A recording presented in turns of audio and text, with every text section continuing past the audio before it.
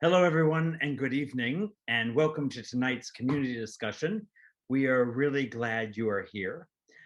Before we get started, I do want to thank a few people who made tonight possible. And now we're going to get to tonight. So it used to be that there was always a fat girl as the best friend of someone in the movies, or the little troubled boy next door who was always overweight. You never saw anyone in a magazine cover except stick thin women in bikinis. But times are changing. They need to change a little faster, and we need to continue being inclusive to everyone. And that's what we're here to talk about tonight is fat phobia. Tonight, discussion is moderated by Janae Thompson, and let's bring her on. There she is. Hello. Hello. Oh, hello. Is this I'm thing not on? giving you my cold, am I? You are. I can feel it. Thanks a lot, Michael. No, hello, everyone. This is, we've been talking about race for almost a year now. We also started talking about Asian erasure a few weeks ago. And this is a whole new topic for us, and really excited to hear what your panelists have to say. So I'm going to step off or click off and enjoy it with the rest of the attendees. And don't forget, if you want to, if you have a question, please feel free to put it in the Q&A section for our group tonight. Thanks, Janae. Of course. Thank you, Michael. Hey, everyone. If you don't know who I am, my name is Janae Thompson. I'm a proud member of the board of the Morgan Mix, and I'm also co-chair of our DEI committee. And you may have seen me in Drowsy Chaperone, which was my introduction to the wonderful Morgan Mixon family. And so I'm really happy and proud to be moderating this evening, and happy and proud of the work that the theater has done this past year in regards to diversity, equity, and inclusion. And really equally proud that we have broadened, what we're talking about beyond race. While race relations and race issues are extremely important, always have and always will be, and especially now in a time when we're opening our eyes, that isn't where I believe inclusion and equity end. We still have a lot of work to do and a lot of more things to dive into. So let's get into it. I'd love to introduce this evening's panelists, Adam Turney, who is a wonderful friend of mine, actor, pretty face extraordinaire, yoga instructor. Hi, Adam. Hi, Janae. I love that intro. I worked on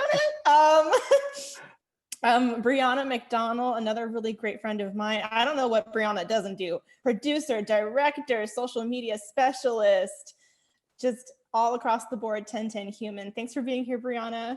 Oh my God, thank you for having me. There's nothing I love more than theater and body politics, so I'm excited to get into it. Yes. Up next, we have Bradley Allen Locke. Wonderful, wonderful. Look at this. Look at this. See, I told you. I love all these people on this panel, if you can't tell. Bradley is a fabulous human and a wonderful costumer. So I'm really looking forward to hearing his perspective on this topic as someone in the industry, who helps make the fabulous clothes happen. And also Beda Margarita Smendola, my girl, actress, vocalist, 1010 human, coming to us from the East Coast. Beda, hello, love. Hello, thank you for having this panel and for Michael as well as for hosting it. These discussions are super important and I'm excited to get into it. Yay, let's do it. So one of the first things I wanted to say is I brought everybody here on because fat phobia and I want to also include size discrimination into this conversation because it's just as important and it's just as much of an issue. But everyone on this panel, those two issues have touched all of us in some specific and significant way, and has dominoed, personal life, career. Some of us have made part of it our mission in our careers to, infiltrate the industry, various industries, for the sake of visibility and inclusion. So when we came up with this topic as the DEI committee for the Morgan Mix, and I was like, I know exactly who I want on this panel. And here we are. Myself personally, and I'll be vulnerable with all of you, I have no issue doing that. It's affected my life specifically too, because I've always struggled with my weight. I've struggled with body dysmorphia. I've struggled with, across the board, body image issues. And I noticed that, at the peak of my, of the veil over my eyes in that regard, I started getting the most roles. And my dreams really started coming true when I dropped a significant amount of weight. And I didn't do it in a healthy way, but I didn't know any better. And I didn't realize that I was living that that kind of nightmare. And so I associated success in this industry with being thin, not even being healthy, just being thin. And so I know I'm definitely not the only person to experience that and to have those thoughts. So that's why this conversation is important to me anyway. I looked online and I found a couple of definitions that I really would like to share. And once I share the definitions, I'd love to open it up to our panel and like to ask them what it means to them. So the first definition is obviously fat phobia. I couldn't even find it on Webster. So if anybody can, but it's not in the dictionary. I think there's another term for the general feel of what that word encompasses, but fat phobia itself is not in Webster. However, if you look online, it's defined as irrational fear of, aversion to, or discrimination against obesity or people with obesity. And it isn't just a matter of interpersonal bias. Now, size discrimination is defined as discrimination against a person based largely or solely on their weight, height, or both. So I would love to know what those two terms mean to our panelists and how have they touched you, individually, respectively, and then we can get into our talking points in a little bit. Popcorn, Adam. Hi. So yeah, I guess I would say I'm not surprised that fat phobia isn't in Webster. I feel like it's like, I don't know if like a new term is the right way to say it, but there definitely have been like ways to describe it without using that exact word, where it is the like discrimination or like aversion to people who are fat, who are bigger. And not having like an exact reason other than like maybe a fear of like it happening to themselves, and they think it's like so terrible and oh my gosh, like all these health issues and all this stuff that it's like clearly not. So that would be what I think for that. And then for size discrimination, it's interesting too, because I didn't even think, this is my own bias, in the height sense. I just thought of size discrimination as just of weight. Right. So it's interesting. Like, yeah, that is totally a thing too, that, people who might be shorter or super, super tall who have those insecurities and are not able to like break those barriers that they want to because they're born that way and they literally can't fix it. So just mind-boggling. Mm-hmm. Your mind's in a bottle.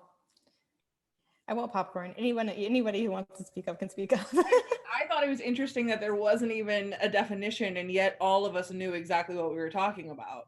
So it's like, okay, is that just we're avoiding it? It's always, again, which is why I'm excited we're having this conversation today, because fat phobia is never addressed. It's like the silent F word.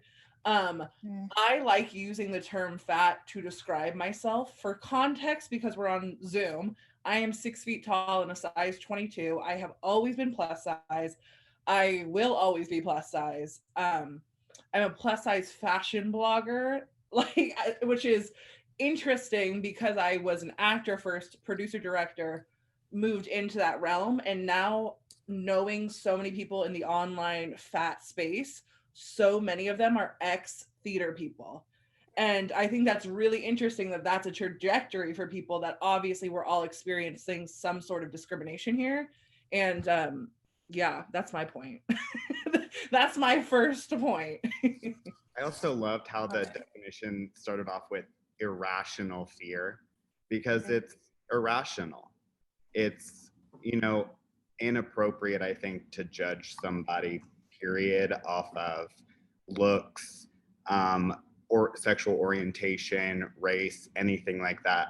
The thought of you being better than someone because of a physical attribute, something that you have no control over, that you were gifted, that is mind-boggling to me. So that's why I'm here to just try and spread some positivity to the world.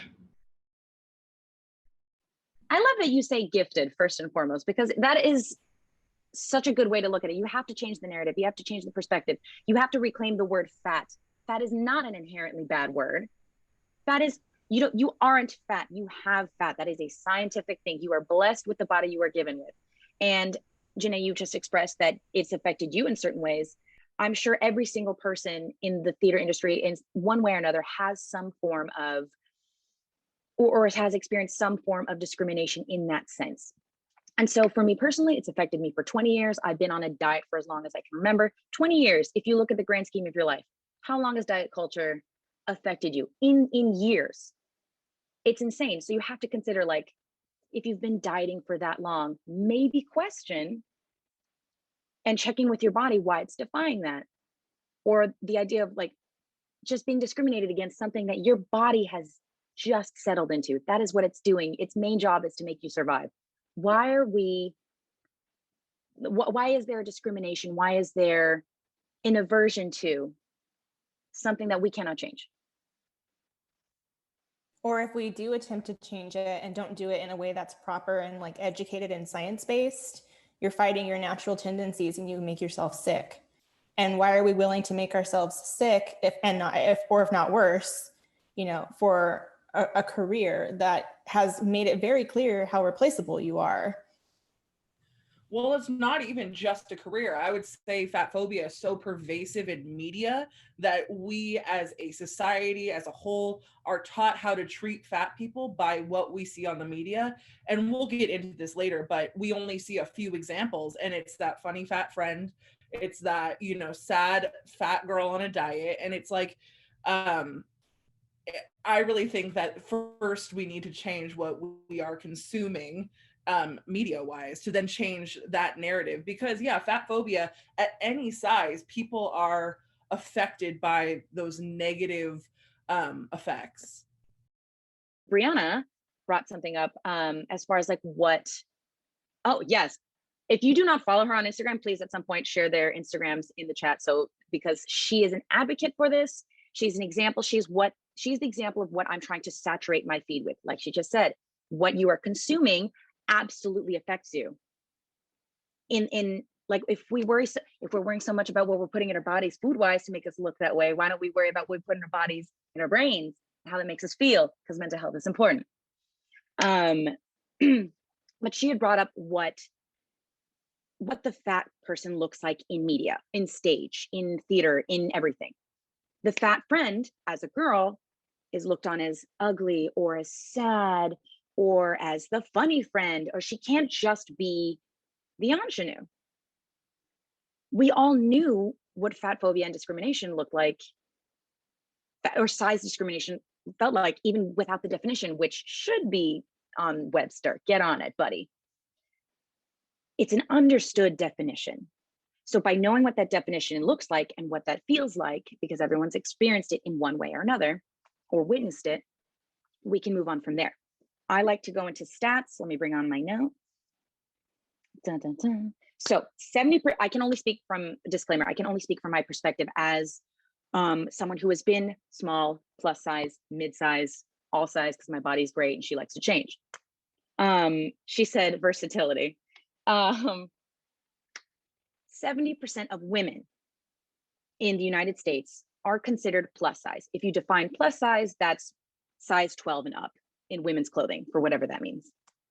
Or XL to however many in size range. 70% of women have experienced and have consumed years of dieting, diet culture, what we consume in the media. You see a specific image. So what we are asking for, we are seeking equity. Why is representation important? For a multitude of reasons.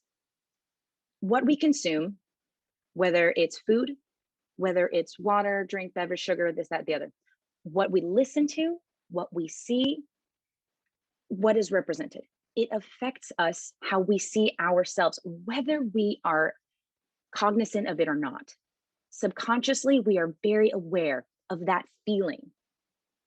We may not check in with ourselves, but we know that it's there. Everyone has felt that pain. Everyone knows specifically what that feels like. So in order to start changing the narrative, to reclaim the word fat, being kinder to ourselves when we're not aware of it, that subconscious is very active. Representation means something. I'm sure everyone, and I would love to pose this question and open it up. What was the first example, because you hold that in your heart, the first example when you saw someone, you went, that is me. That is absolutely what I look like. That is represented in the media. That is the smallest taste of equity. And I think that is why representation is important. Let me finish my points and then I'll open up to the questions. I opened up a survey to my social media to see what people wanted to hear. One of the questions that was brought up was, does representation encourage an unhealthy lifestyle? And I had to go to a lot of my peers that I hold in high regard and a lot of my fat politic warrior women on Instagram that I have saturated my feed with because it's important what we see. And her response is one that I hold in my heart. So I'm hoping you guys like that as well. Is first and foremost that you have to question, is your definition of health healthy? Janae, you brought up a point that said you've dieted, you have hurt your body, you have put it through the ringer, you've this, that, and the other in search of being at whatever image you saw in order to get the job. So is that definition of health healthy? Because we're told BMI is a certain image is health.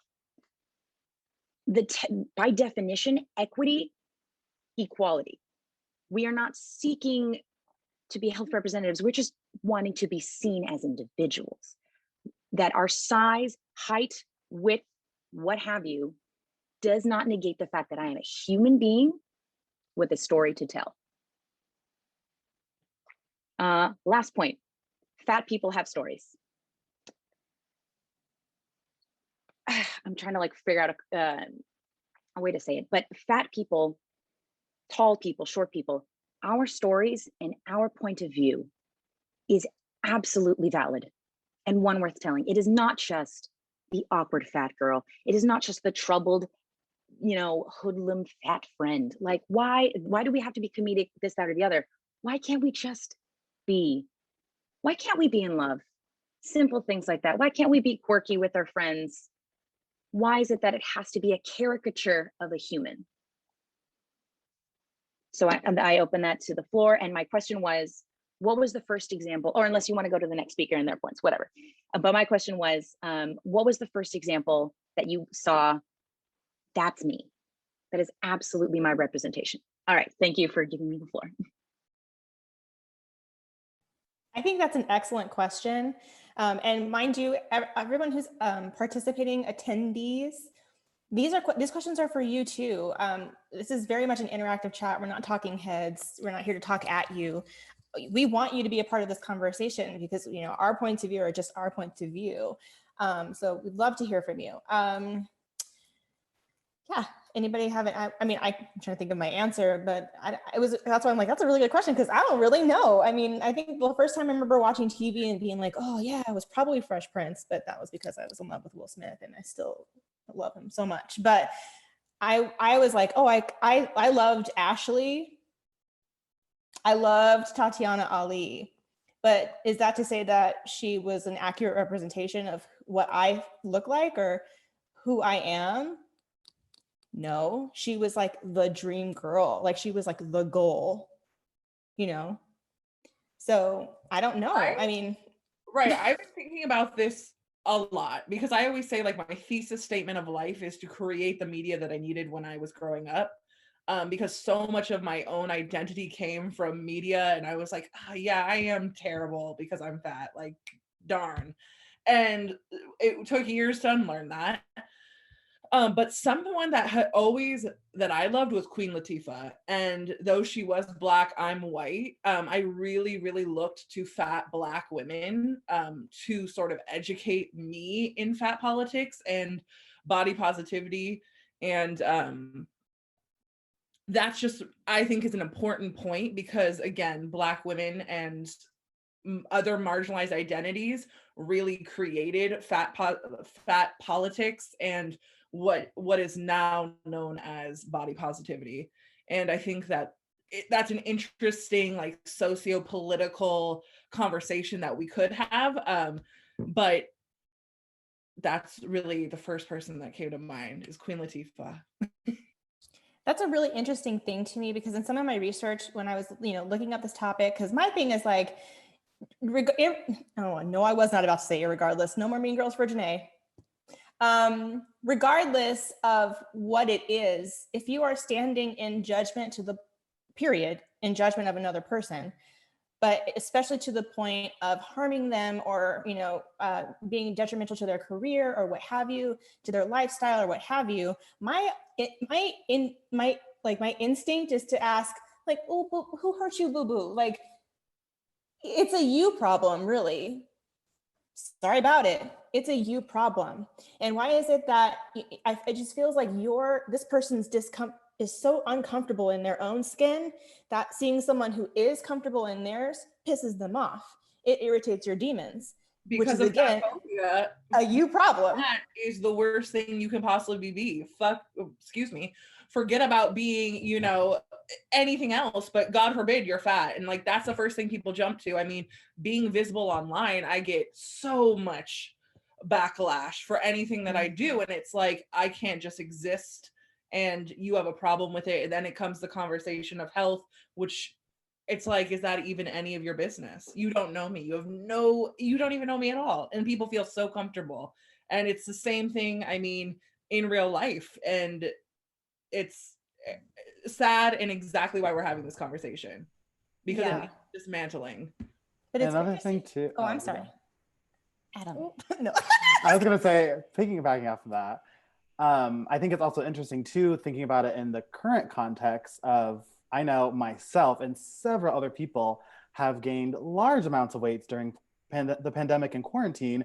And I already know people who are like deadly afraid of going back to auditioning and whatnot because they're like, oh, I don't look like my headshot, but I can't afford new ones. I'm gonna get slaughtered by casting because they're gonna be like, if they've seen me before, oh, the fat phobia, you're like, oh, who is this? We don't recognize this person. And it's like, like when do we take in what Bela was saying, like the mental health aspect of like, no, that was comforting. And like, you don't, like, how can you tell me what health is? Like, and for me too, like as someone, I'm a yoga teacher as well. So I get, like what Brianna's saying, I get some people who are like, oh, but you're bigger. Like, how can you even teach yoga like XYZ? And I'm like, no, like you don't have the right to say anything about what I'm doing in my life. Maybe you're jealous that I'm doing that and you're not doing it yourself and not going after your things because I have to create my own lane for myself. So it's just like a thing of like, when are they going to have that empathetic, like, we understand that you're going through this, and like everyone is. It's like people are just so blind to it and we're so saturated with these things that we see.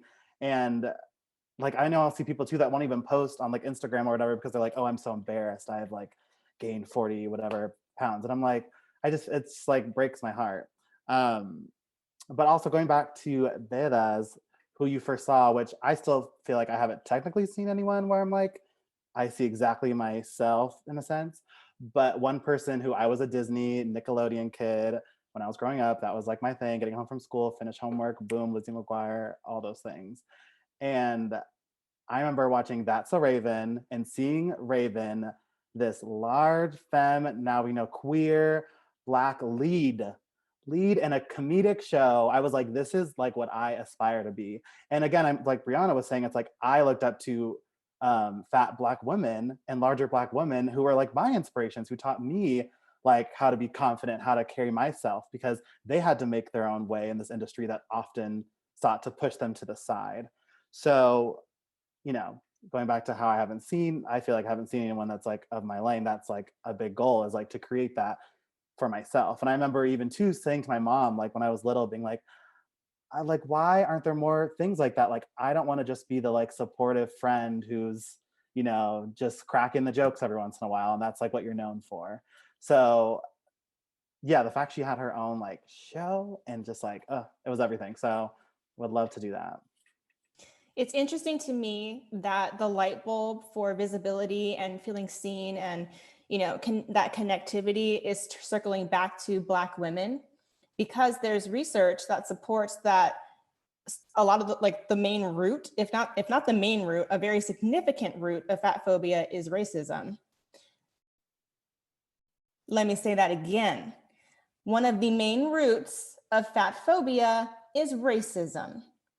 Because when the Euro queens saw the African queens, they were like, we don't want to be anything like them, even though they were healthy and thriving in their own environment. They associated filthiness, immorality, and like gluttonous, just, you know, behavior, which is incorrect, with the body types of the women that they saw out there. And I'm gonna go ahead and say there was a little bit of jealousy because everybody knows we fine. Well, that's the whole thing, because fashion followed and created the bustle, and that was about having the back and that was after really African women bodies and butts. And I mean, this is probably a Bradley thing to go into the fashion, the costuming of it all, but it really, I mean, they're the blueprint, truly, of history. And it's crazy that now, I mean, if we're going to talk about online forums, it's really a whitewashed space. And that's so unfortunate. But it's so interesting that you bring up the racism point, because prior to that, was it not considered wealth and beauty to be fat until enslaved people were brought? Right. Then all of a sudden it's problematic and it's associated with things that are negative and not to be replicated, and to be suppressed. So again, I say it's interesting that we're in an age where it's kind of, we have Raven, we have Lizzo, we have all of these people who are changing the narrative, or even like, are they? I mean, they are, but, or just bringing the original narrative back to the surface.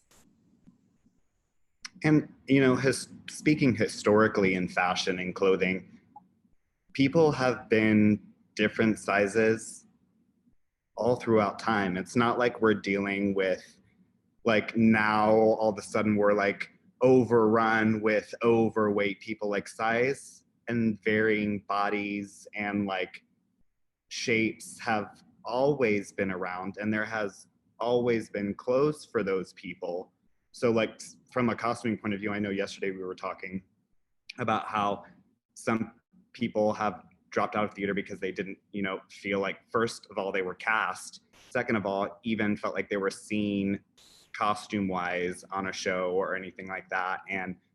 Or budgetarily, somebody says they can't be cast because, you know, there's not budget for these things. And, you know, I'm here to be like, that's false. You know, where there's a will, there's a way. And I can go back in historical moments, the 50s, 1800s, 1700s, and find photographic evidence. How can I make this? Oh, this girl is this size. They have costumes and looks from those body shapes back then, and like being able to translate them into stage now. And I like want more opportunities for that, because variety is the spice of life. And I think that, you know, telling stories visually using all body types, heights, sizes, shades is like part of that storytelling.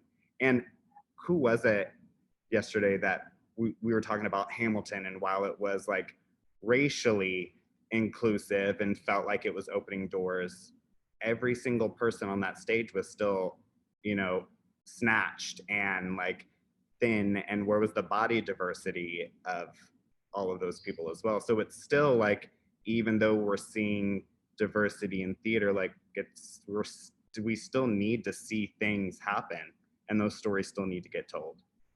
And it wasn't even a discussion about body diversity, you know what I mean? It was heralded as, you know, being so diverse, and it was, and that's incredible. but To- not even a byline, not even a think piece was made about, oh, there's lacking body diversity here. Yeah, Brad. The other day when we were all talking, you were saying about some of your experiences as a costumer in this industry, and you've worked on some amazing projects and shows. I'm a toot your horn. For everyone viewing, that's how I know him. Bradley has costumed 2 productions of Hairspray that I was in. One of them I was in with Adam. So that's that little connection there. And that's why I wanted to bring Bradley on, because as someone who has been uncomfortable in her skin, but wanted to be on Broadway, you know, it meant the world to me that someone had my back in the costuming room, that someone was like devoted to asking me questions. How does this feel? Let me see you walk, do some of your choreography. Maybe not so much, but it's not your fault. It's not so much. Let me make it more. You know, I believe, Brad, you gave me, when you fit me for one of my Dynamite dresses, I was a little thicker the second time around, but it was my same dress. And you're like, do you recognize this? And it could have gone one of 2 ways. It could have made me feel terrible because I wasn't the same size that I was the first time I wore that dress. But the memory of the dress is so much more special to me now, because I'm like, that's my dress. Bradley remembered that about me and he made it work. He put a little bow on the booty, like, that's my Dynamite dress, you know? So I feel like we need more people behind the scenes, theater, film, television, on the street, who view it in that respect and make people feel dignity, you know, give them dignity, respect their bodies, like give them a space to vocalize how they're feeling, and then don't send them on stage looking a mess. Well, it also makes me so sad that you said that you were like worried coming in, that you knew that you were a different size than that dress. And just the fact, because that worry of making that dress fit should be mine, not even in a bad way, but that's my job to make that work. So the fact that you had already put that on yourself is tragique, and something that like I don't ever want to have happen when somebody comes to do a fitting with me. You know, I ask people to move around and try things on because, you know, I take everyone's measurements, but you know, height, where bust, waist, and hip hit on people are all different. So, you know, if I'm making something or renting something, things always hit different too, even if you're going off of measurements.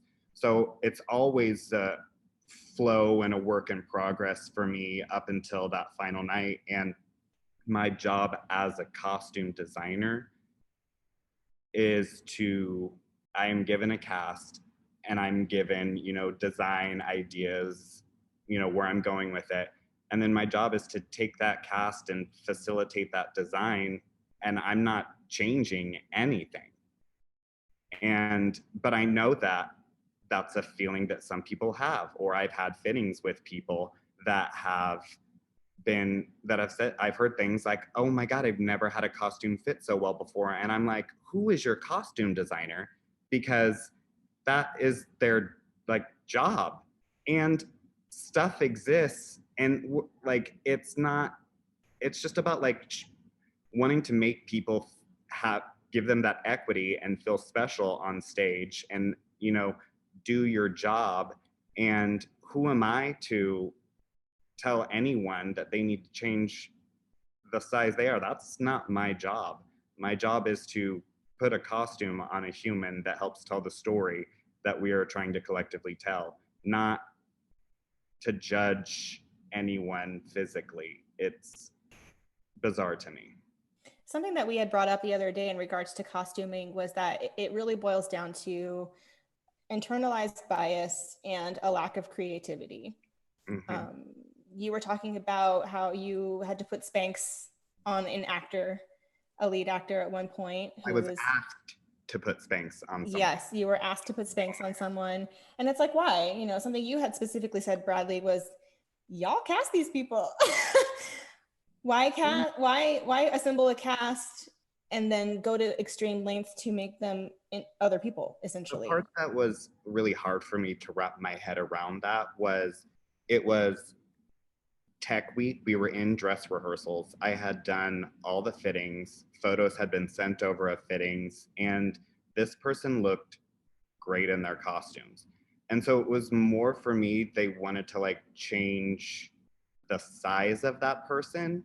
And that's where I was like having the issue. I was like, this person has been cast for months now in rehearsals. We've done fittings.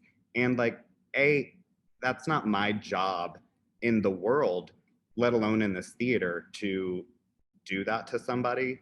And the story was still being told beautifully. And like, there was not, I like wasn't it wasn't like, I don't even understand where we are because he's not in Spanx. You know what I mean? Like it wasn't, the story was still being told. So it was I was offended for that person. I was like, there's no need for this. And was it Beta that was talking about her acting professor telling her to lose weight? And it was one of those things that I was like, that's all like a, I don't know if this is the right word, but like sexual preference or like a physical preference that I'm like, that has no business in this right now. So. Thank you. Thank you for sharing. Okay. I'd love to hear, I mean, we still need to hear, let's hear from Brianna or Adam, your, how are you feeling? Do you have any I was just more gonna talking say, points? sort of to add on to what you were saying, Bradley, and you kind of sparked this in me the other day when we spoke, because I went into costuming. So as an actor, I went into costuming because they could never find me clothes. And like, it was like, I had to bring my own clothes, or I was afraid that they wouldn't be able to accommodate me. And again, that was a personal failure. That wasn't, your worry as a costume designer. I took that on. So that was a really interesting thing. And like, I sort of stepped away from theater maybe 5-6 years ago, and I moved into an online space with my blog.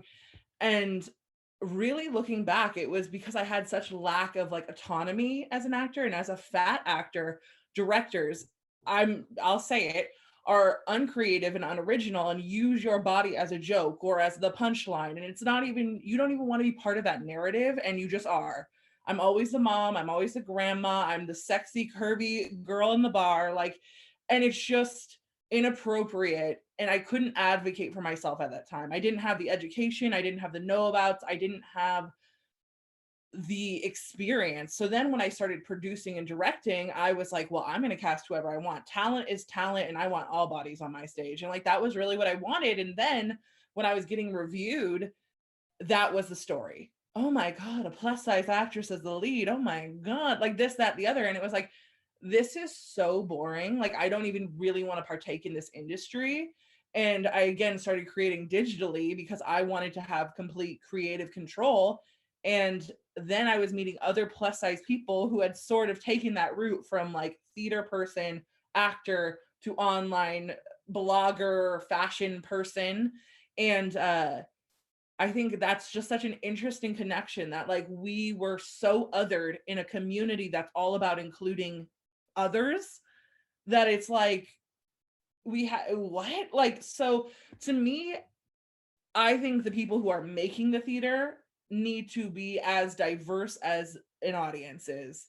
There needs to be people from all kinds of marginalized identities, and they need to be in positions of power, or in decision-making roles.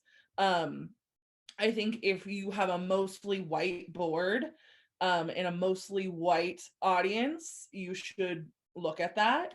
And yeah, I'm really excited for the future because we are having these conversations, and it's so interesting to connect with everybody feeling the same things. And for so long in my life, and I don't know if this is just a fat experience or whatever, but I felt so alone and isolated, and it was my personal failing. So to meet other people who are of all sizes having the similar situations, it's a systemic issue, not a personal failing issue. And that is my piece. I just have to say, I think it's so great that there are the Lizzos of the world, there are the Briannas Right. of the world that are creating the representation they want. What was the phrase that you said that I put in the chat? Be the representation I wish I had as a kid. Like, but you are so right, because it does start behind the table. If they don't see us on the stage, regardless of how talented we are, because we're pretty amazing, like this is opulence, this is beauty, this is talent, thank you very much. But if they don't see it past a number on clothing, which is just insanity to me, I'm like, I only see a 14. I'm like, you're right, I'm a 14 out of 10. However, put me on the stage. Like, if you don't see me on this role, like I can't be that representation. So it turns into, I have to create my own media, my own shows, because whoever's behind the table in a position of power is not going to put me there. And I just have to say, it is so good and refreshing to see a saturation of beautiful women like yourself filling my feed. So I'm going to shout you out on Instagram again. Follow her if you want to encourage yourself. There we go. Oh my God, I gotta pay you after this. You're on the payroll. Like, let's get you going. I just wanted to add for going back to costuming for a little bit. Well, first off, Bradley, like you were saying, like you were my best, like first/best experience with any sort of costumes. And I've been doing this since I was like literally 5 years old. So again, it's like, what? And it was because you wouldn't act like we were like a nuisance. It was just like, oh yeah, these are who I have. I want to make them look amazing. I want the whole cast to look amazing, which I don't get why that it feels like it's like rocket science to understand that. I feel like from like other productions I've done, it's I don't get it. But I remember one specific instance where I went in, and I don't think we touched on this, so I could like bring it up if we want to like popcorn about it. But I go in and it's like, I think before the fact they already have certain things. And then like, if you don't fit in those certain things, it's like, it's budgeting. Like, I don't know if we can afford, like get these things, and acting like since we're bigger, we can't, like the budget affects that, which I'm like, oh, I don't think it does. And then going in there and then everyone else looking amazing in certain clothes that they get to try on. And then I walk out in nothing or like a cape. And it's like, this is all we have so far for you. And it's like, okay, great. So that's like another big issue where they blame it on the budget. And then it's like, where are these budgets going? Because I don't see, like, if you, like, you have your donors, but if you want, like, to reflect the DEI of the theater, get different donors. Like, I just don't understand, because there are people out there that will serve that purpose for you if they're passionate about it, and then you can, you know, make it more diverse. So I just think it's people they're being ignorant to the fact of what's happening, and just like so stuck in their ways, and not hearing like the cries of us being like, we're real people, we're here, we deserve a voice, we're talented, we're like freaking great. Like, why aren't we being showcased to the best of our ability instead of just being showcased again in a cape in the corner of the stage or something? It's like, what's going on here? Like, baby, just admit you're not that creative and can't figure out how to dress me. Just admit it and then call it a day. Exactly. Or, you know, just, I can't tell you how many times I felt I've been cast solely because, like, either because they needed the black girl who could like scroll at the 11 o'clock number, or the one that could just go, ooh, honey child, and then walk off stage, never to be seen again, or they needed a strong alto to sing in the wings. I'd almost much rather you just put that in the casting notice than have me parade around in some buffoonery, making me feel terrible about myself for something that, like, I shouldn't have to feel like I need to adjust for your eyeballs. You know what I'm saying? Like, and I feel like I'm a pretty like objectively healthy individual. I'm healthy for what that means for me. You know what I'm saying? So, and I know what that is, especially now. I'm more than ever, I know what that is now. But even then, I was getting a sense of what that meant, and I was bringing that to the table. It shouldn't reflect poorly on me that you aren't on my level, essentially, when it comes to being educated enough and caring enough to find out what that means for people and represent them accordingly. Because ultimately, if nothing else, I would think you wouldn't want to be embarrassed by having an element of your show be that whack. Like, you know, Yeah, like, I don't have any fancy terminology for it. I went across. It's whack. to look stunning. And I want everyone to feel their oats out there on that stage. And, you know, when you like, a great performance comes when somebody's like really in the moment, feeling themselves on stage in that character and acting, and like visually, I can help attain that as a costume designer. So why would I try and sabotage that? Why would I try and sabotage the show? And say we're doing a period piece, and the excuse of not having those sizes, though, like those sizes exist. They've always existed.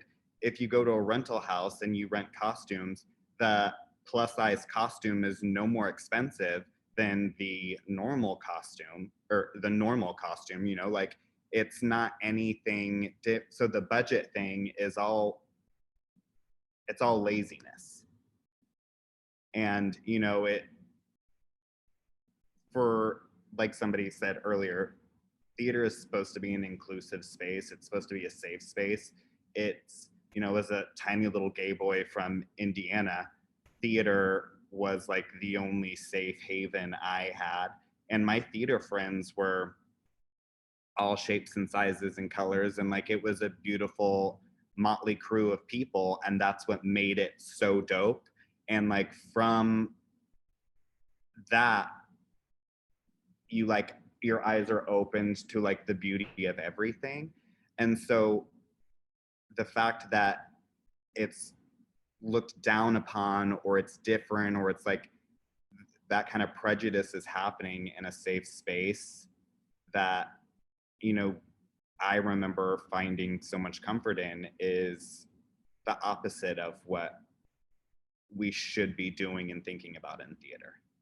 I have to say, I am tired about the excuse of, well, it's a period piece.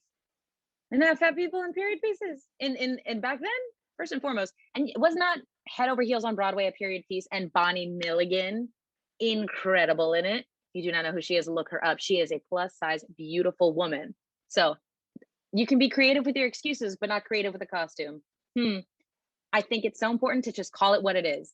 By defining fat phobia and reclaiming the word fat and looking at it from that light, we can move forward and we can change and grow. Just call it what it is.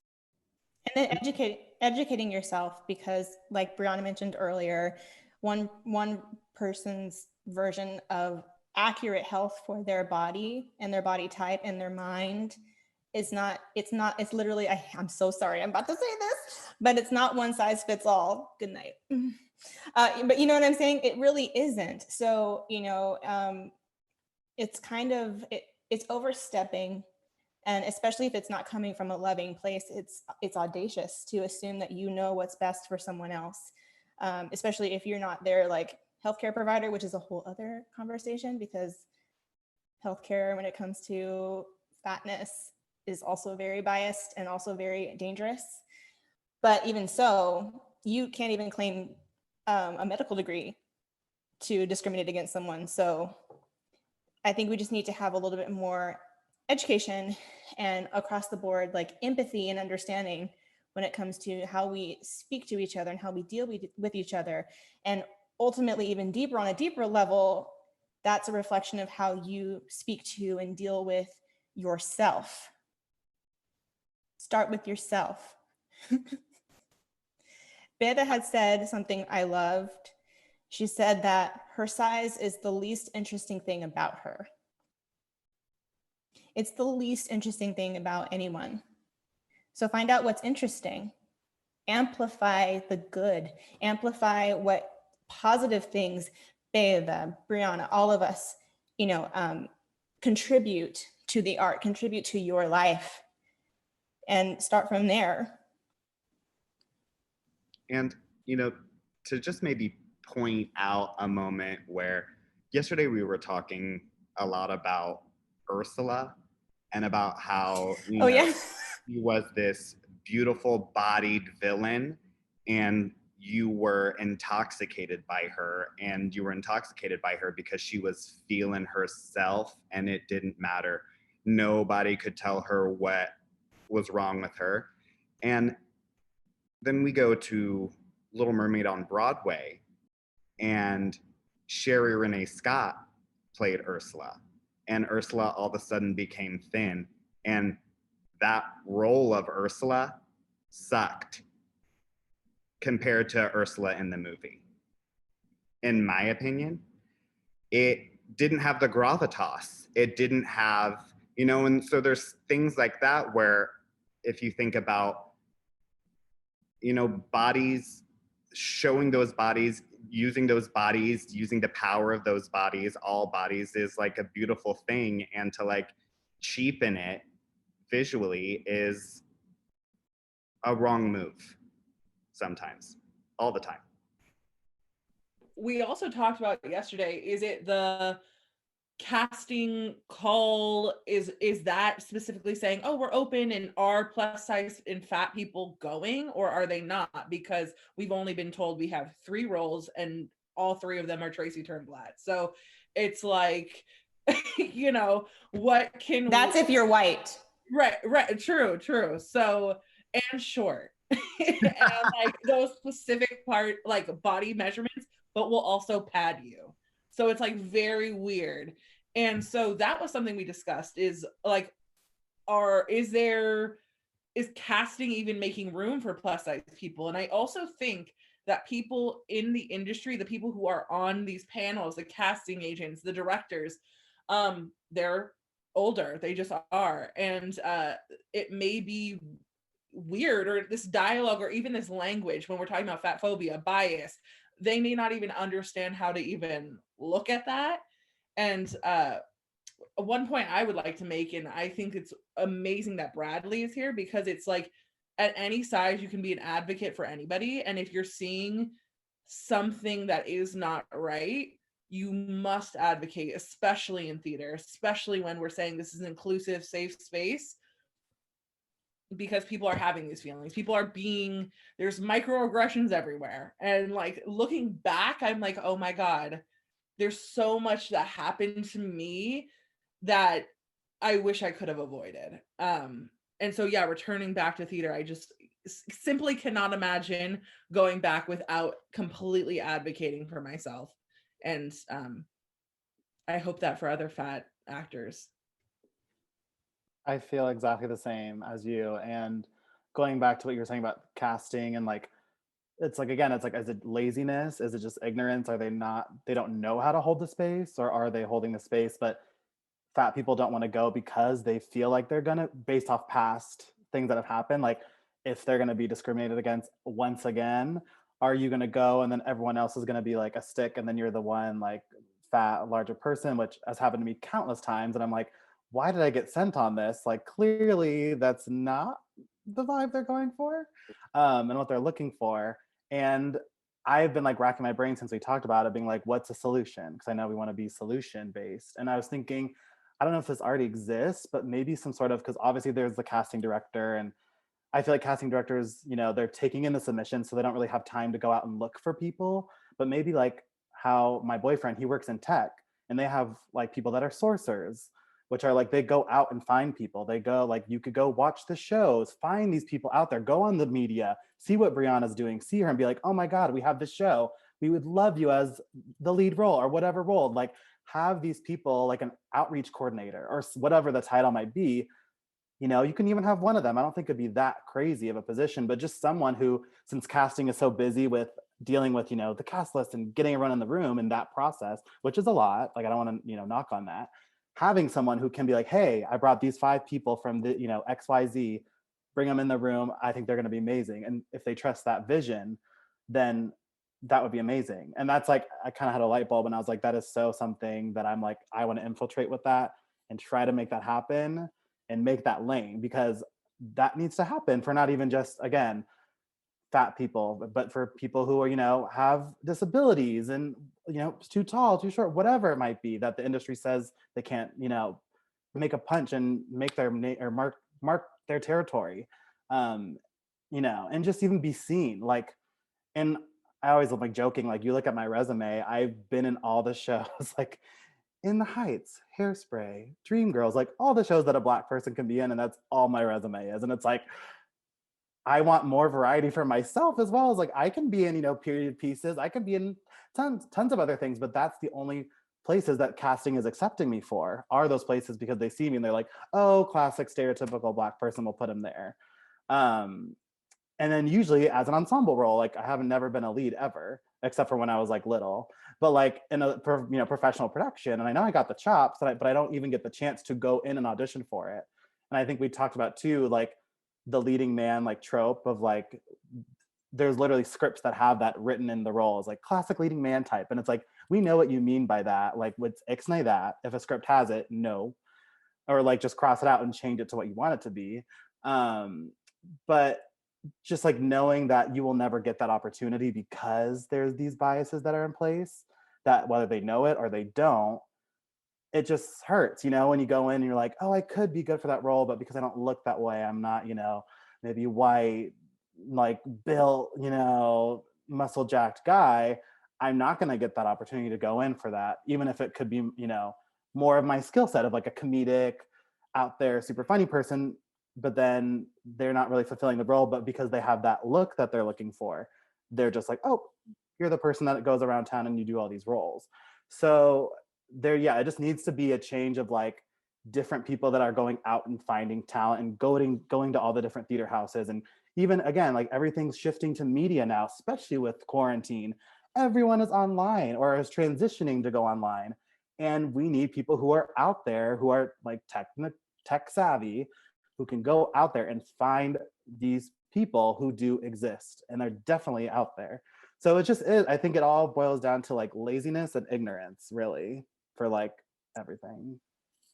Janae, I know Michael wants to bring people in the chat, but to answer that real quickly and to piggyback off of Adam, I would also say that yes, it does start behind the table, and it starts with the years of media shoving that image into our brain. Yes, we are all hurt. But to that, I also say, be like Brianna's Instagram, or be like the Ashley Grahams, be like the Lizzo, show up. Because little by little, how those thoughts of like toxic diet culture have dug their way into our brains, our being there, our simply taking up space, I absolutely encourage it. Take up your space, own your space, go to that audition. Do not say in 5 pounds, when I lose 5 pounds, then I'll go to the audition. Go now, because in order for us to be representation, we need you to show up. We absolutely need the plus sized girls, boys, theys, thems. We need you all to show up and be the representation, because I know for a fact, if Brianna didn't go on Instagram and post those pictures, me personally, I can't speak for other people, but I know for a fact, if I didn't see that, just that small shift in the right direction, be the example, make the TikTok, wear the bathing suit, show up for the audition, just show up. Because yes, it starts behind the table, but I want to see people that look like me. So go. So that's what this conversation is too. All right, on to the other people. Absolutely. And I'll tack on to that. Not only that, but people who are honing their craft and are, trying to make it and are half as, and this is no shade on anybody, everyone's on their own journey, but people who are doing half of what you're capable of are soaring, and they're taking up that space. So I'm not saying it's not a competition. I'm not saying go in there and body everybody, but Beta is correct. Show up. Show up. Your industry needs you. It absolutely does, no matter what it is.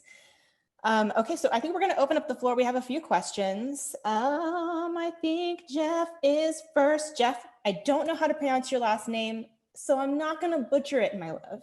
But if you want to come on and join us for a moment, I would love to see you and answer your question. Hi, you guys. Hi. Thanks for having this first. And this is a wonderful opportunity to discuss what needed to have been discussed for many, many years. So I've been doing this for almost 40 years and started out as an actor and a dancer and a singer, and I was thin. And then over the years, gained weight and just had really negative voices coming into my path. One of them basically saying, when I went into the directing choreography route, nobody wants a fat choreographer. And the moment that I heard that, little puck in me kind of went, all right. And I made it my goal to be visible so that the other fat boys and girls could see someone that was making it. And it wasn't about being fit and perfect and muscular. That was great for them. But so many people out there in the world need to see all body types and all ages. And so I just wanted to thank you all. And that was my comment. But I appreciate it. Yeah, thanks to you all. And I bet you still turned out amazing choreography and you worked it. Thank you. Period. You. Yeah, and now as an educator, it's I challenge all of my educator friends to cast not like the Broadway shows. You know, we have the talent. They don't have to be the same look. There's so many talented young performers out there like yourselves that deserve that chance, deserve that casting director, that director, that choreographer to say, you know what, we're going to cast them. They sing as well, they dance as well, their acting is just as beautiful. And yeah, let's change the casting environment. Jeff, I have to say, like, you may not even know as an educator the lives you are changing simply by being yourself and taking up that space. Like, I wish I had that growing up because I didn't have the examples. Like, I didn't have someone saying it's okay to take up space. Just simply odd to think that I need like permission, you know, to have a normal body and have it do what it's going to do naturally. But like, simply for you being there, I have no doubt that so many lives, someone out there that's going to probably be a Tony Award winner or Oscar or Grammy, this, that, and the other, is going to be like, I had that example growing up. And that's why I was given the confidence and tools to be my best self. So thank you for doing that. Oh, my pleasure. Thank you. Yeah. Awesome. Agreed. Thank you so much, Jeff. Thanks for having me. Of course. Thanks for being here. All right. Bye. Yay. Thank you, Jeff. Amazing. That's what so I'm talking about. We had another question from Christian Reyes. I don't think I know him. He's my best friend, so hey. He was wondering about if any of us had seen the show Shrill on Hulu, and if we felt like that was a step in the right direction. Like, what are our thoughts and feelings on that show specifically? But I'm sure there are a couple of other titles that we can think of that are in that same vein. And do we think that's a step in the right direction? One thing costume-wise that I loved about that show is she looked stunning in it. I loved how short they were. I loved how fitted they were. I loved that she was like looking cute. Like, that costume designer never missed every outfit. Okay, some themes here. It was all custom made, and it was a non-plus size costume designer who was like, there are no plus size outfits in the world, we have to make everything custom. And they really wanted to do a capsule collection, and they said no. So it's like, I so love that it's like advocating for fat people, but then you actually don't want to. Very upset. That sequin piece, that sequin dress that she wears to the party in season 1 had the fat community shook. It was custom made. So that's just like, there are other designers that have seen that and have since done that. I'll have to send you the link. Share your favorite plus size designers in the chat, because I would love to know too. That shocks me. Yeah. Sorry to just, dampen the mood, but so much behind the scenes happens. Like, as a social digital marketer, and like, I work heavy in plus size fashion, it's just abysmal. It is abysmal. Like, we really cannot, like, we've gotten places, but like, we really need to keep going. I can't find anything that I love to wear, to be honest. I want to make all custom clothing, and that's my experience. Wow. There's I will someone, say though, so sorry. no, I was just gonna shout out really quick. So, Joshua, again, I don't want to mess up people's last names, but he had mentioned that the show kind of drags, so it's not as catching. So, and that he finds that to be unfortunate.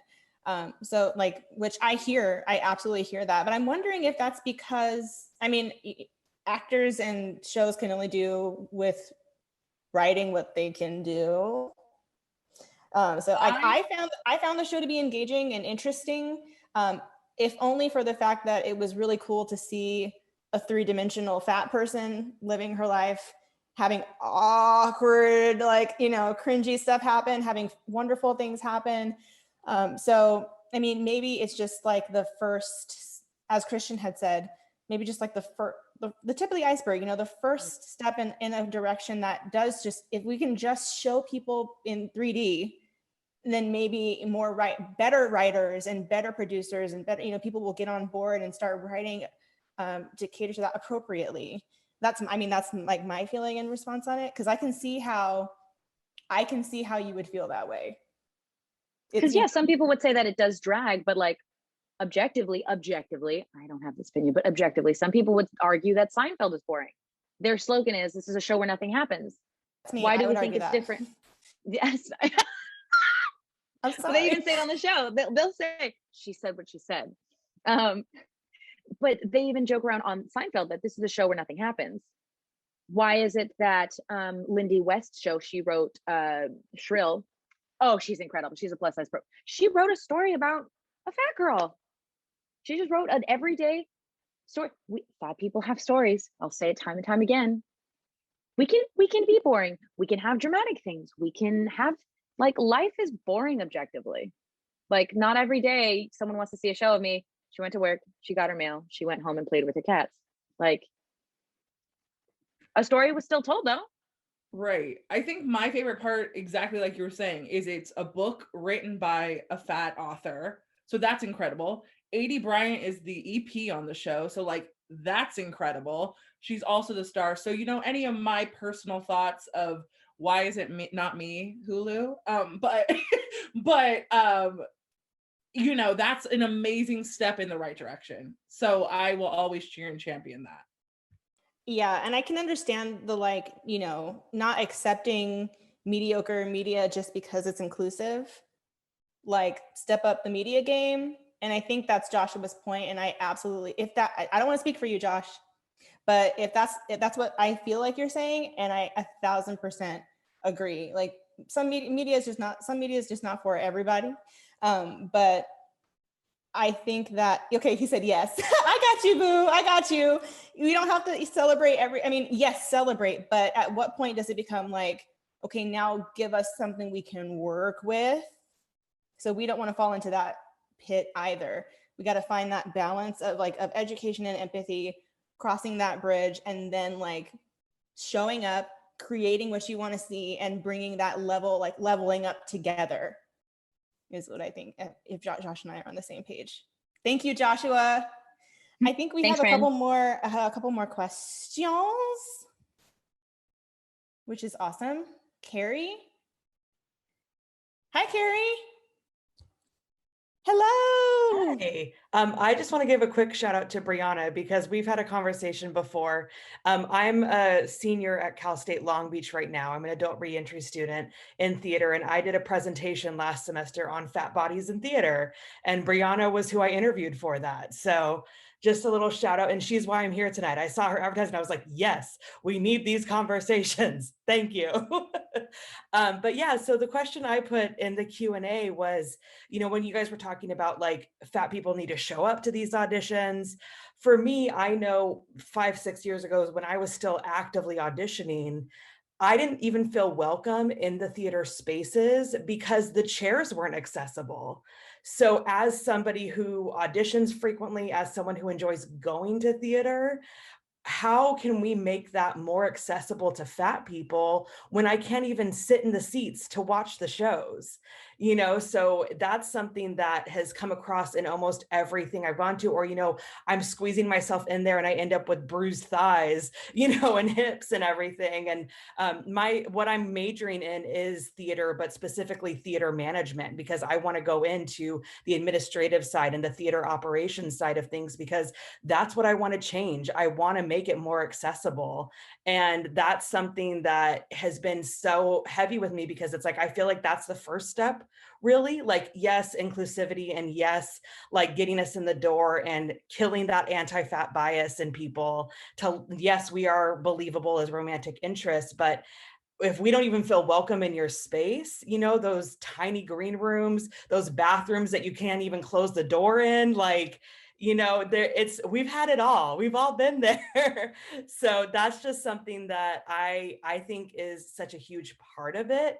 And I'm wondering what steps, because I know, especially like most of my experiences with community theaters that obviously don't have big budgets, and, you know, they can't just go and be like, yeah, let's do a remodel. We've got 20 million to spare. Why not?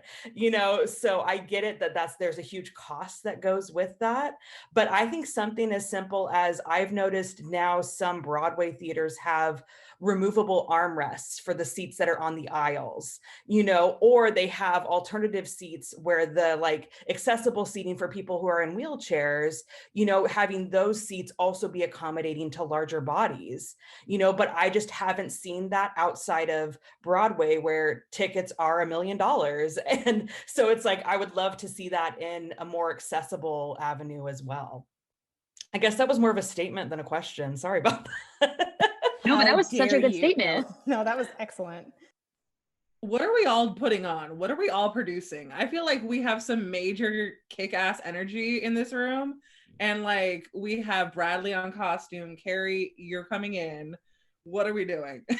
But no, I think that was an amazing point, because I literally even never heard somebody even bring that up. And I usually suffer in silence of like, sorry, thin friend, I'm coming close to you so that I don't bother this other person. So yeah, I don't know the answer. That just goes to show how deeply rooted and how many years this has been going on, because it's become so normal, suffering in silence. And she's right, and she should say it. Bring up the chair thing. That should change. Absolutely. It's been long going for so long. Make it accessible. Especially with your statistic of 70% of women are plus size. What's happening? That's just a bad business move. You don't want 70% of people? I was about to say. I was bring up Well, make your money. You know, a point we talked about yesterday too, and a solution to some of these things is, you know, money makes the world go round. And if you figure out ways to threaten that, not with violence, that kind of thing, but like that can incite change. So, you know, go to those people and be like, we're not going to come to your shows. You know, things like that can help, you know, promote change. We're not going to attend this theater until we start seeing some diverse people on stage, you know, until like accommodations are made. And I know that's easier said than done, but, you know, that's a huge thing to producers and theater companies out there, is keeping that revenue coming in. And so how can we use that to our advantage to create change? And I just want to say it is so amazing and powerful, Carrie, that you are doing this management thing and you are going to go in there. And I know you're going to like just be like, I'm advocating for myself and several other people where this has been an issue. And I'm the same as Brianna. Like, I haven't even like thought about that issue. You know what I mean? It's just like crazy to me. I'm like, oh, duh. Yeah. Why hasn't that changed? You know what I mean? Like, we all have been saying that. So I just think it's amazing how you're going to be a voice and you're going to be an advocate and you're going to be like a trailblazer for that. So yeah. Thank you. I mean, honestly, it happened. It like was a light bulb moment for me for my first day back at a university campus again, 6 weeks before the pandemic happened. So been living on Zoom school, but you know, it was one of those things where like, you know, especially like at Cal State Long Beach, there's such a liberal school and they pride themselves on being liberal and inclusive and hitting all the things. You know, we start each meeting with our pronouns pronouns and land acknowledgements and everything. And so they're there for it, but it's like, but again, body diversity doesn't come up. So they have all the ADA compliant entrances, but the actual rooms, the actual desks are not accessible to people in larger bodies. So it's something. And then I was like, well, yeah. And then theater seats aren't, like, so it kind of spun from there. And because it's, you suffer in silence for so long. I know I've had those uncomfortable moments where you're trying to lean over to your friend, and I've even had it go terribly, like, shaming wrong, where like the person next to me has asked to move because I'm like encroaching on their space. And so it's like, it's also like tied to trauma. So it's like, why I'm just existing. Like, why am I having this traumatic experience trying to see my friends in a show? Like, ah. And again, going back to how, again, theater is supposed to be this inclusive, all-encompassing space. We all love each other. We want everyone to come. And then that happens. Things like that happen, which is just like, makes me so frustrated. So yeah, it's just, I feel like I bring up this point just like in my real life a lot, where it's like, I know it can get tiresome for us to be like constantly advocating for ourselves and constantly being like, we deserve to take up space. We're here. This is what we're doing. And like your tank can get empty sometimes and you can feel like frustrated and like, just can't go on. But just finding those things, like you had that light bulb moment and coming back to that and be like, yes, this is why I'm doing this. Like I need to come back to my strength and why I'm here. Because I'm sure it's not going to be a super easy, oh yeah, we'll change this in like 2 months. You know what I mean? And you know that too. So I just think, yeah, it's so cool and so amazing that you're so passionate about this. And yeah, I want to come to that theater that you, or whatever theaters you work at, and see those chairs. I have all your names written down. I'm hiring all of you as soon as I get hired somewhere.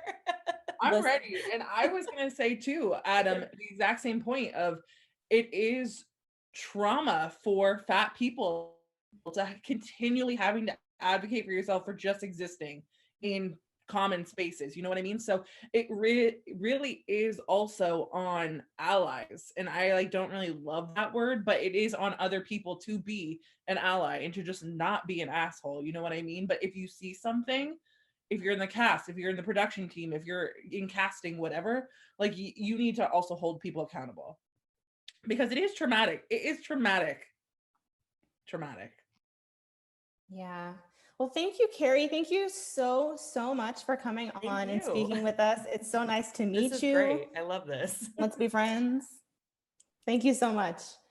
Does anyone, this is for our attendees, if anybody else has any questions, we have a couple more minutes. We'd love to, converse with you and answer any questions you may have. While you're marinating on that, whether or not you have a question, really quickly, I'd really like to go through and just, in a few words or so, we did mention a few solutions earlier, but I really like to focus on solutions, if not as much as the issues, because that's also why we're here, to talk about, not just what the Morgan Wixon can do in the future to be more inclusive when it comes to this topic and fat phobia and size discrimination, but the theater community, entertainment, and how that will bleed out into the rest of the world, just into our existing arenas. So in a couple of words, what can we do about this? Something that we haven't mentioned prior. Bradley, you look, you have. I think, for me and from my point of view, I think that we as costume designers, or we as people behind the scenes of theater, realize that we've all had trauma, and to want to like participate in causing trauma to someone else is something that we all should really think about. We should all think about, how would my actions or words or thought affect other people? And also just being somebody who genuinely tries to care for a person, try and make, like everyone feel comfortable, period, no matter based on size, age, height, race, all of that. It should just be it's not, but it should be second nature to just welcome people in. And from a costume point of view, we are a visual medium, and it gets boring if you start seeing the same thing on stage. It is boring if you start seeing the same thing in film, if you start seeing the same storylines, if it's all white, all thin. That's like, as a creative person, I don't want to have any part in that, because like part of the reason why I took this job was because I loved art and loved creating. And if it got to a point where I couldn't be creating, constantly working with various things, if it all was so vanilla, then, as artists, what are we doing? And I think that, there are stories to be told from everyone, and let's start capitalizing on that. Let's start like making money off of that. There's money in, speaking of money, there's money in this, so let's make it. Okay, thanks. Period. That's a really good point. I mean, think of all the revenue. If we're just going to boil it down to, forget about empathy and humanity. If we're just going to talk about numbers, the market is being missed, honey. It's being Them missed. not making that capsule collection, that was a like, hello, money making opportunity missed. The biggest missed opportunity, and I literally cannot let it go. Me either. I just brought it up again because I'm ticked about it. So when I have a show, Bradley, we're doing a capsule collection. Absolutely, and we are going to make that money. anyone else, like a solution or two before we log off and let these lovely people go? I was gonna say that what you just said, Bradley, about like doing stories for real people like us, because we're all real people, and how that it's like, yeah, it's so weird how it's like, yeah, that would be a moneymaker, because more people would be like, oh, that's someone like me on stage. And that's the thing for me, especially when I look at, I guess yearly you have around the same couple months, all the theaters come out with their seasons and all of them do the same shows, maybe just at a different year's time. And it's just kind of me sitting back like, okay, when are we going to do something different? Because even like Michael beforehand was telling us about that one show in New York, and I'm like, I've never even heard of that show, where it features a fat woman lead. So it's like things like that where I feel like it's out there, and I don't know about all the rights and all that money with that, but just I feel like it's out there, and it just boils down to like going out there and doing that research and but like finding these shows. Like, it's not, I feel like that's not too much to ask for, especially when you have the same shows recycled like every like 3 years. And I think a lot of it does go with who's showing up to your theater, because they tailor it to the donors, I believe, most of the time, of who's showing up and paying for the shows. So then it's like, okay, let's think about who's coming to the theater. How can we change that narrative? Because you want new, fresh blood coming into your theater. You don't want the same people over and over and over again. Those people are going to go eventually.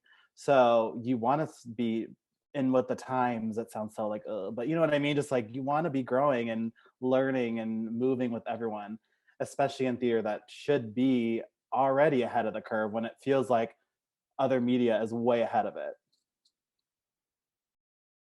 I would also venture to say, as far as solutions, we kind of touched on it earlier, but it really does also partially boil down to who's in the room and who's making the decisions.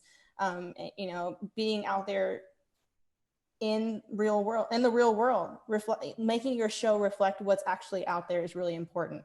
Michael had mentioned before we logged on, this was before my Morgan Wixon days, so I wasn't here for this and I didn't see it, and I'm so sorry.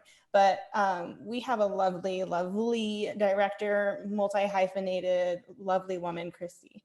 And I can speak to her skills because she directed the show I was in at the Morgan Wixon. She directed Drowsy Chaperone. But Michael was mentioning, with Wedding Singer, they did Wedding Singer not too long ago, maybe a couple of years ago, and she had done some, I hate to even say non-traditional casting, but she cast a real person with real body in the lead role, and you never see that lead role of in the Wedding Singer, be a curvier person. And why not? Just to again speak to romantic leads and people just living their lives. That's the kind of stuff that we need. That is where it starts. So definitely, who you have behind the table and who you have advocating for your theater. And to go along with that, we did a production of last 5 years that I worked on, and both of those characters, they cast plus size bigger people as, I can't even think of the two characters' names now, and I'm ticked at myself. But they cast big people in those roles, and let me tell you what, I followed the story. I got it. You know what I mean? Like, it's not like making those kind of moves is going to like take away from the show, or it's going to confuse people, or like no one's going to understand it. Like, it's okay. The story still gets told. The story exists. Why couldn't somebody, who's not thin, tell that story? They probably lived that story. So Absolutely. I would Anybody say else? fund fat people, and also I feel like when we get into this fat conversation, and as a white fat woman, I hold a lot of privilege in this space. And so I always want to continue to point to other like intersectionalities. And so it's like, it can't just be, oh, we cast a white fat woman over there. You know what I mean? Like, it needs to be keep pushing for as much inclusion and intersectionality as possible. Boom. It's not so much a new point. It's more of the same one, just to reiterate. For my fellow fats, show up for the audition. Yes. Write the show, write the book, because it could turn into a show called Shrill. Make the outfits, make the collection. But you can't really make that until, this is the new point. You can't show up to the audition until you show up for yourself. And I know that that's constant work, whatever that looks like to you. I encourage you to do that inner work and show up for yourself and see yourself as beautiful. And I know it's really hard to do that without the representation that we're advocating for and the equity that we're advocating for, but show up for yourself so you can do that, because you don't know who you could become an educator for, like Jeff, or be the example like Brianna. And my non-fats, speak up. Brianna brought it up for like a second, but like, speak up. If you see something, unfortunately, your voice right now is on the louder frequency. Speak up when you see something, because we cannot be the only ones. I can't imagine what a difference it would have made if a non-fat person had like stepped in when the person's like, can I move this seat? It's like, you good? Do you need something? Like, if just one person spoke up just to feel seen, something I would imagine. So if you see something, if you have the ability, what does the subway say? If you see something, say something. Awesome. We had a comment, just two quick things, and then I think we can wrap up.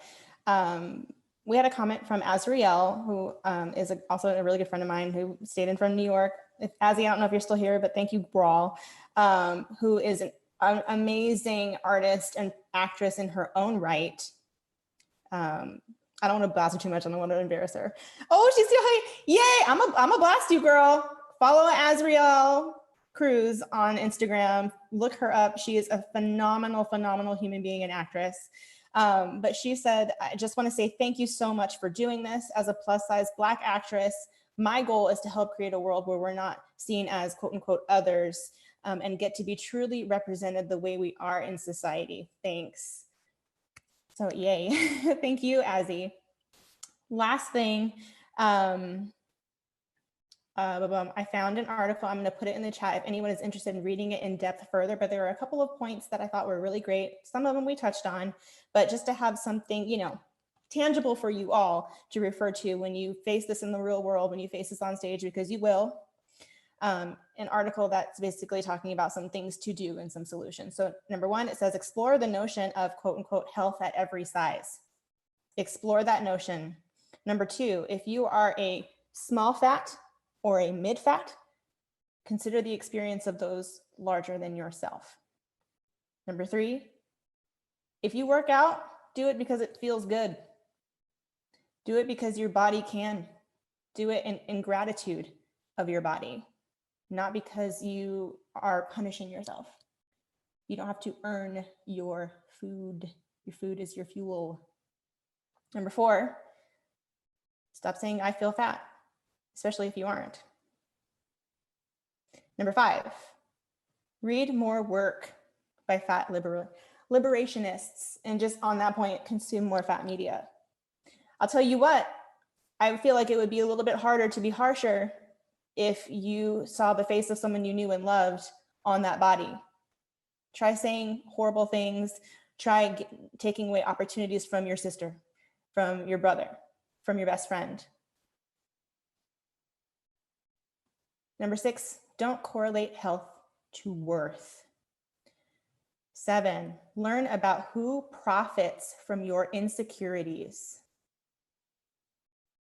Number 8, wear the clothes you want to wear. Number 9, curb diet talk. Number 10, remember, fat is not a synonym for ugly or undisciplined or corrupt or cruel or selfish or undoable or uninteresting or unhealthy or anything else that it is so frequently compared to. Let's actively work to stop those associations. So I'm going to put that link to where I'm reading from. It's thetemper.com. If anyone's interested in reading more in depth, because there are paragraphs that follow each of those points that I think are really helpful and amazing. And I personally just want to, again, thank the panelists for being here, for coming ready, and just like, you all know how I feel about you respectively. As I mentioned before, attendees, every one of these panelists are my friends, like for real in real life. I've worked with all of them in some respect for real in real life. I already mentioned how I knew Adam and Bradley and Brianna, but Beda I met in a production of In the Heights a couple of years ago. And we obviously stayed really great friends. I text her and send her memes all the time. Sorry. So, you know, that goes back to my point of like, when you know these people, when these faces are the faces of people you love, it hits different. So get out in the world, start loving yourself, because then you bring in the people who, you know, who are on your frequency, and it makes it that much easier to exude that love and to exude that representation and to uplift and elevate, which is what we want to do here. So thank you all, and thank everybody for coming. Michael, are you back? I'm here. Another great discussion. Thank you guys so much. When you were talking about solutions, I was thinking that, you know, first of all, the Morgan-Wixon is not perfect. We've had many bumps and stumbles along the way. So I'm not trying to say, look at us, do what we're doing, but of late, we've been really working hard on being more inclusive and welcoming and changing our board and changing our shows. And really, we started a DEI committee, which Janae is now one of the co-chairs of this year. And one of the things that I think that other theaters should take a look at is we used to leave the full casting decision to the director. Whatever the director decided, the director decided. And you know, good or bad, the director comes in with a vision. And often actors come in that don't match that vision. Christy, who Janae mentioned, is completely out of that realm. And so what we decided was that the DEI committee has to approve the casts before they're announced.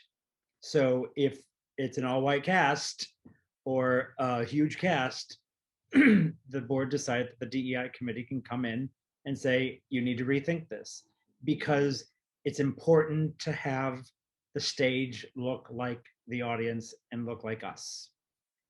I shouldn't say us because I'm a white man, but you know what I mean. Absolutely, yes. You know, and I think this goes for size as well as race. And what Janae was talking about, Christy, I brought her up earlier because you never see the lead and wedding singer not be a cute little blonde wispy thing, but she didn't look that way on our stage. And in Drowsy Chaperone, she had a large gentleman play the producer. And let me tell you, she is also a costumer, so she also designed the costumes. and I wanted his outfit. Like, he looked great. And, he did have a cape, but that was just an accent. It was fabulous.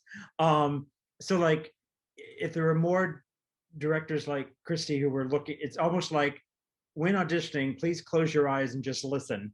Don't necessarily look at the talent that's on the stage, but anyway, I think that's one of the solutions is to have a discussion about who you're going to cast and not have preconceived notions of the movie that you saw from the 70s or something, I also just want to say thank Yeah. you for having these discussions, because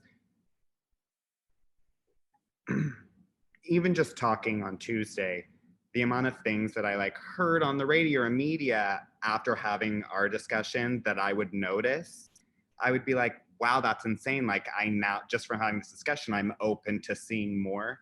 Right. And it also, I encourage other theaters or companies in general to kind of do this, because it makes me excited to see that you guys want to do this diversity and change. And it also helps hold you accountable to doing that stuff as well by doing this. So it shows that you potentially really want to see this kind of stuff happen, because we can all go back and look at, you've had this fat phobia discussion and panel, and, and it's about holding people accountable too, I think, is a solution as well for this kind of stuff. Because having the discussion, it's not like, oh, great, now we've discussed fat. Now we don't have to worry about it, right? It has to show up on our stage. Just having the conversation, that's just the first step.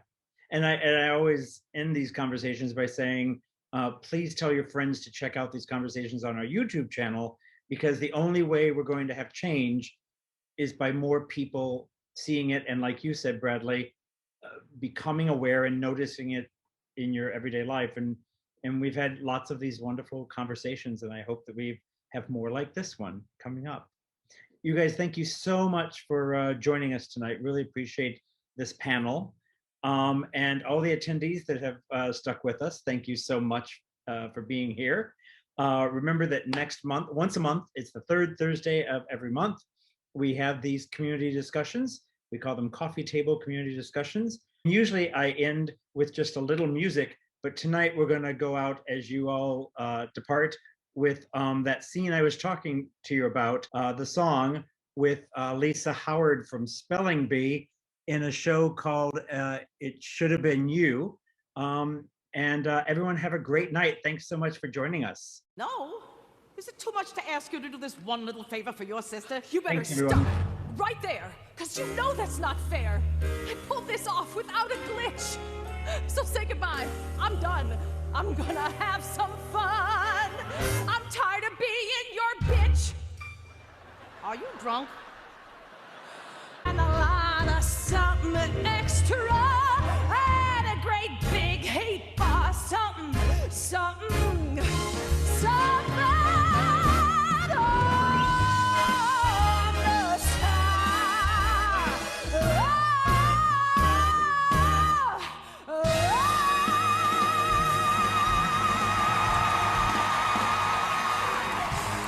Good night, everyone. Thank you.